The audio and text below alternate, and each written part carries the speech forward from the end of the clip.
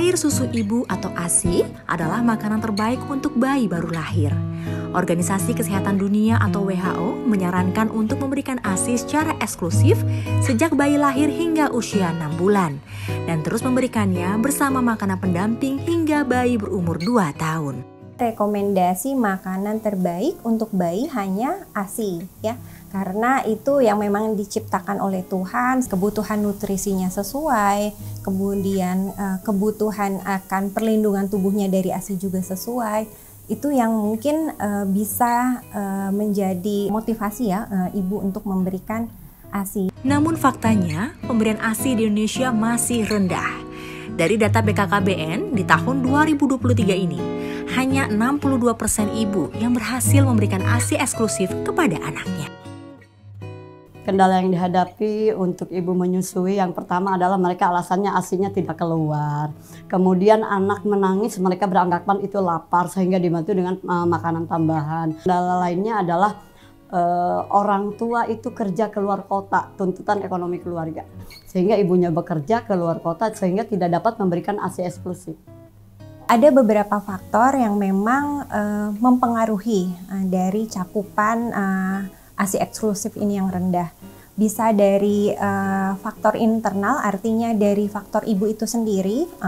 Pertama, usia ibu ya. Kemudian yang kedua adalah persepsi ibu tentang ASI eksklusif sendiri.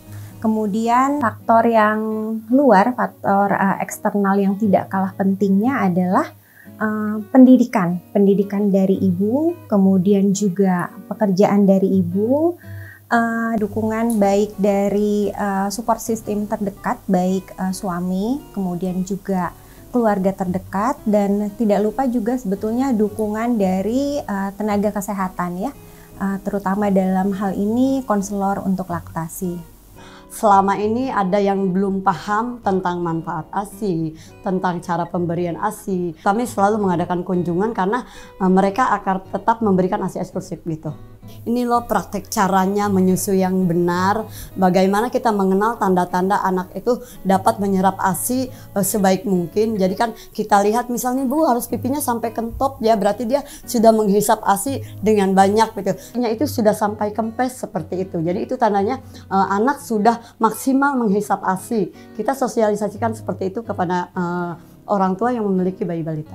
Tanpa kerjasama dari semua pihak, pemberian ASI sebagai peningkatan kualitas kesehatan sumber daya manusia akan menjadi pekerjaan yang sulit.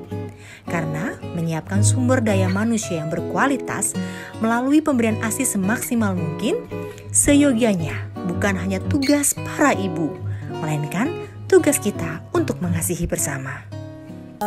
Beberapa ibu mengabaikan kesehatannya karena mungkin juga terlalu lelah. Nah itulah mengapa ibu yang menyusui butuh juga dukungan dari suami ya atau keluarga yang terdekat.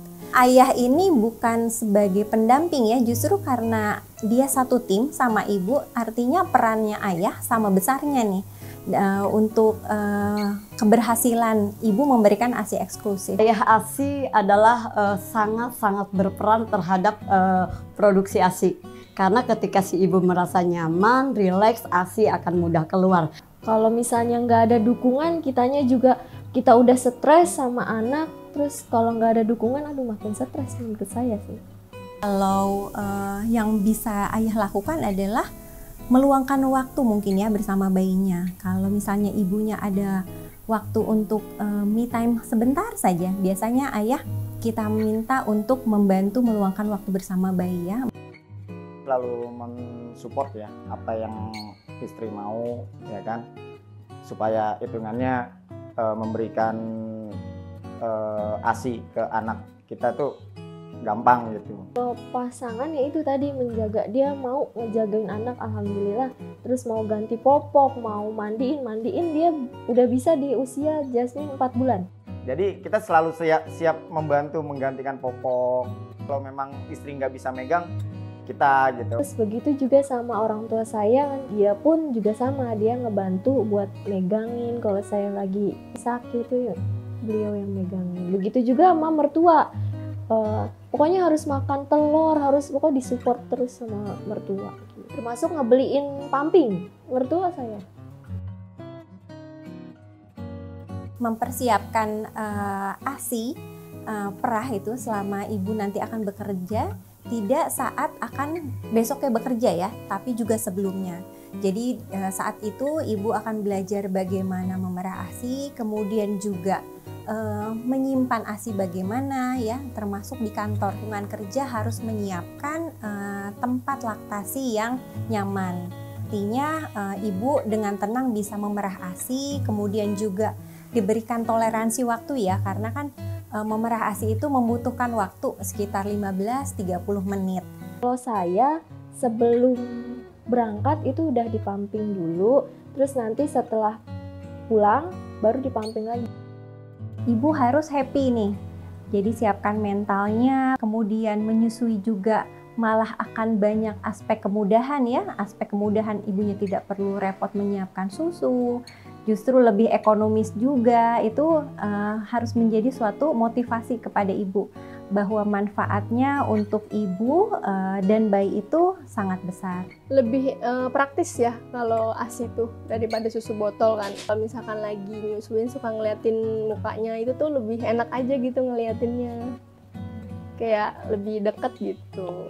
Kebetulan kan saya pada saat hamil itu memang udah nggak kerja ya, jadi berpikiran kalau mau menyusui sampai 2 tahun. Kalau misalkan nggak 2 tahun sayang gitu loh, karena saya pun juga nggak ngapa-ngapain, buat apa untuk dikasih support. Dibandingkan dengan susu formula yang banyak sebetulnya penelitian-penelitian yang ingin mencoba menyamakan gitu ya, menyamakan isi dari ASI, tentu tidak akan sama. Kalau kita lihat dari ASI itu isinya ada karbohidrat, kemudian lemak, ada protein, dan semuanya tuh mudah dicerna untuk bayi.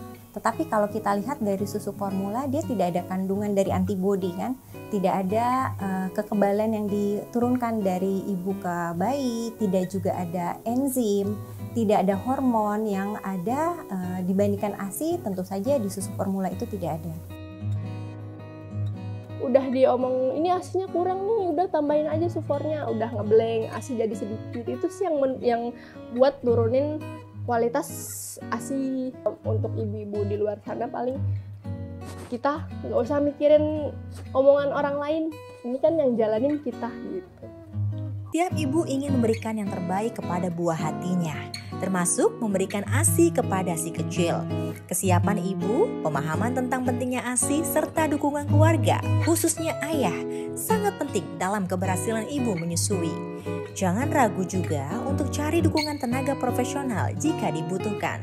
Selalu lakukan yang terbaik untuk si kecil ya, ayah dan bunda. Selamat mengasihi.